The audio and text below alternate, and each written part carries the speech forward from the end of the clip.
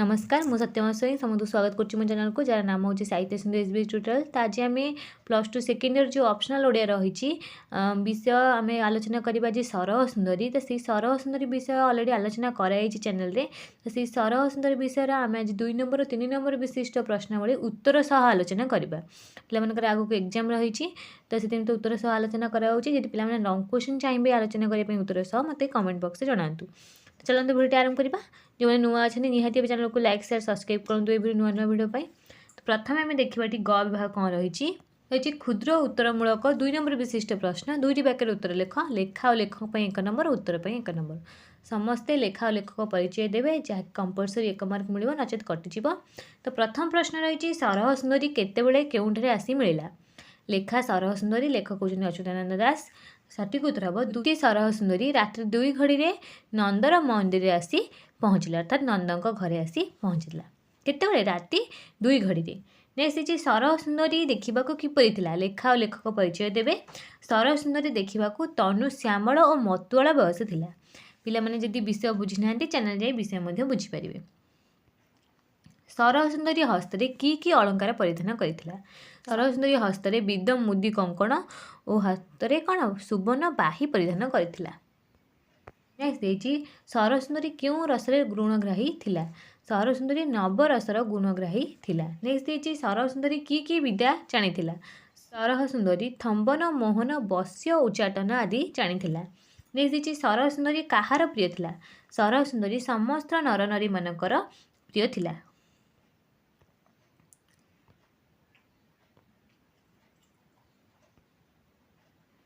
देखिए सरह सुंदरी कर्ण और नासरे कि अलंकार ग्रहण करथिला।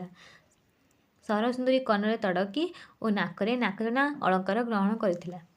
नेक्स्ट देखिए सरह सुंदरी पादरे कौन पिंधिथिला। पादरे सरह सुंदरी पादरे सुंदरी अलता और नुपुर बांधिथिला। नेक्स्ट देखिए सरह सुंदरी कंठरे कौन आभरण थिला। सरह सुंदरी कंठरे नाना रत्नर हार आभरण थिला। नेक्स्ट देखिए सरह सुंदरी गोपनगर केमिति रहिथिला। सरह सुंदरी गोपनगर देउल मंडप रहिथिला। नेक्स्ट सरह सुंदरी कौन बोली जानी हुई नहीं। सरह सुंदरी अह्य कि विधा बोली बारी हुई नहीं जानी हुई नहीं। नेक्स्ट देखिए सरह सुंदरी कहार चित्त अवहेले रंजि दे पारे। सरह सुंदरी जोगी मानकर चित्त अवहेले रंजि दे पारे। नेक्स्ट देखिए सरह सुंदरी कौन निगाड़िला। सरह सुंदरी 16 रति शास्त्र निगाड़िला। नेक्स्ट देखिए सबुरी संगरे सरह सुंदरी कौन होता है। सबुरी संगरे सरह सुंदरी साना बड़ पर्यंत से समस्त सहित सांग होता है। नेक्स्ट देखिए केते घर सरह सुंदरी ठणा थाए। केते घरे सरह सुंदरी ठणा थाए। सरह सुंदरी 9 लक्ष घर जाक सबुठारे तार ठणा थाए अर्थात समस्ते ता कथा शुणती। नेक्स्ट देखिए सबू घरे द्वितिका को कौन मन करती। सबू घरे द्वितिका को दैवी विधाता माने करती अर्थात दैवी विधाता कहे कथा समस्ते शुणती मानती।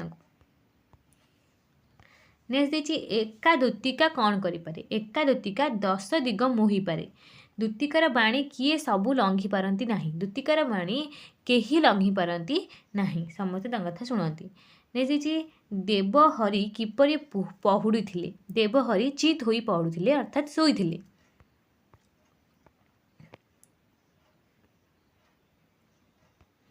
नेक्स्ट देखिए कृष्ण कहार मुख्य पान बोली कहुଯାଇଛି।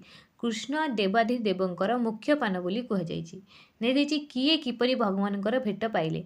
सद्भाव गोपनगरवासी माने भगवानकर भेट पाइले। श्रीकृष्ण किपरि तोष हेले। श्रीकृष्ण तोष हेले सहचरी मुख चाहि अर्थात आमर सरह सुंदर मुख चाहि श्रीकृष्ण तोष हेले।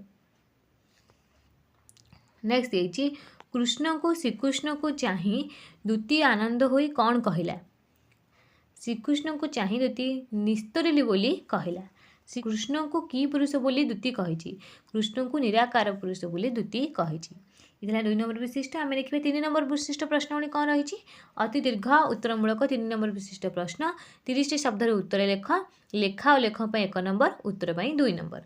तो लेखा लेखक कंपलसरी समस्ते देवे। सरह सुंदरी रूप शोभा किपरि थिला। लेखा सरह सुंदरी लेखक होउछन्ती अच्युतानंद दास।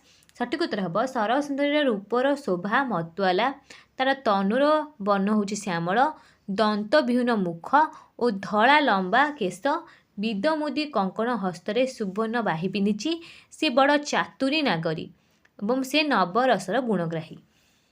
ନେକ୍ସଟ ଦେଇଛି ସରହ ସୁନ୍ଦରୀ କି ବିଦ୍ୟା ଜାଣିଥିଲା।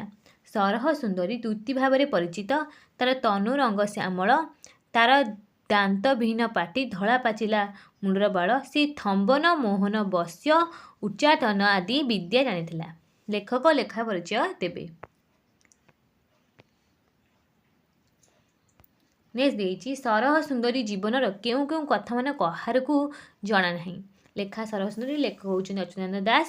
ସରହ ସୁନ୍ଦରୀ ଜଣେ ଚତୁର ନାରୀ, ସେ ଶ୍ୟାମଳାଙ୍ଗୀ, ହାତରେ କଙ୍କଣ ସୁବର୍ଣ୍ଣ ବାହି ପିନ୍ଧିଛି, ସେ ଥମ୍ବନ ମୋହନ ବଶ୍ୟ ଉଚ୍ଚାଟନ ଜାଣେ, ସେ ନବନାଟକ ବିଦ୍ୟା କହିପାରେ, ନୃତ୍ୟ ଗୀତ ବାଦ୍ୟ ଜାଣେ, ବାଳ ବୃଦ୍ଧ ତରୁଣଙ୍କ ସହିତ ସେ ସାଙ୍ଗ, ସମସ୍ତେ ତାଙ୍କୁ ଆଈ ବୋଲି ଡାକନ୍ତି, ତାର ପିତାମାତା ଭାଇ କିଏ କେହି ଜାଣନ୍ତି ନାହିଁ, ସେ ଅହିୟ କି ବିଧବା କେହି ଜାଣିପାରନ୍ତି ନାହିଁ। ମାଙ୍କଡ଼ସା ସୂତାରେ ସେ ବାନ୍ଧି ପାରଇ ମତ୍ତଗଜ, ଏହାର ଅର୍ଥ ବୁଝାଇ ଦିଅ। ମାଙ୍କଡ଼ସା ସୂତାରେ ସେ ମତ୍ତଗଜ ହସ୍ତିକୁ ବାନ୍ଧିପାରେ, ଅର୍ଥାତ୍ ମାଙ୍କଡ଼ସା ସୂତାରେ ଯେଉଁ ଆମର ବୁଢ଼ିଆଣୀ ଜାଲ ଭଳିଆ ସୂତାରେ ସେ ମତ୍ତଗଜ କହିଲେ ପାଗଳ ହାତୀକୁ ମଧ୍ୟ ବାନ୍ଧିପାରେ, କାରଣ ସେ ହେଉଛି ଚତୁରୀ। ସେ ତମ୍ବନ ମୋହନ ବଶ୍ୟ ବଶୀକରଣ ଆଦି ବିଦ୍ୟା ସବୁ ଜାଣିଛି। କି ଆମର ସରହ ସୁନ୍ଦରୀ।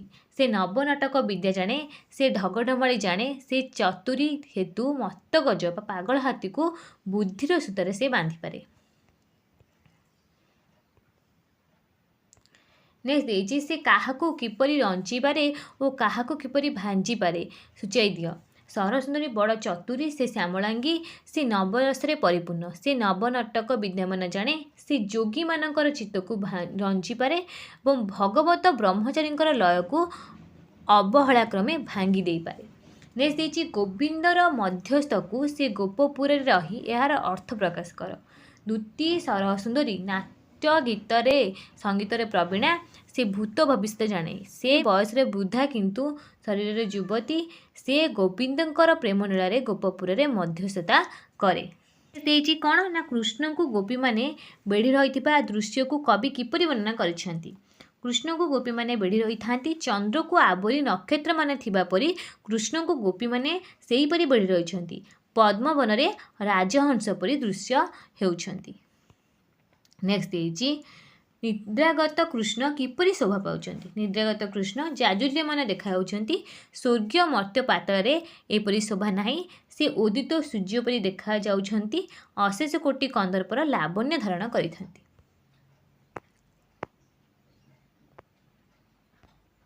ନେକ୍ସଟ ଦେଇଛି ବିକଚ ପଦ୍ମବନ ଭିତରେ ଜେସନ ରାଜହଂସ ଖେଳା। କବି କେଉଁ ଉପଲକ୍ଷେ ଏହାର ଉପମା ପ୍ରଦାନ କରିଛନ୍ତି। କୃଷ୍ଣଙ୍କ ଶୋଭା ଉପଲକ୍ଷେ ଫୁଟି ଉଠିଥିବା ପଦ୍ମବନରେ ରାଜହଂସ ପରି ଦୃଶ୍ୟ ହୋଇଥିବା ଉପମା ଦିଆଯାଇଛି। ଏହା ଅତ୍ୟନ୍ତ ମନୋରମ, ଉପମାଟି ହୃଦୟସ୍ପର୍ଶୀ ହୋଇଛି। ନେକ୍ସଟ ଦେଇଛି ମେଛାଦି ମୁକତି ନିମନ୍ତେ ହୋଇଛି ଉଦୟ। କିଏ କାହାକୁ କେଉଁ ପ୍ରସଙ୍ଗରେ କହିଛନ୍ତି।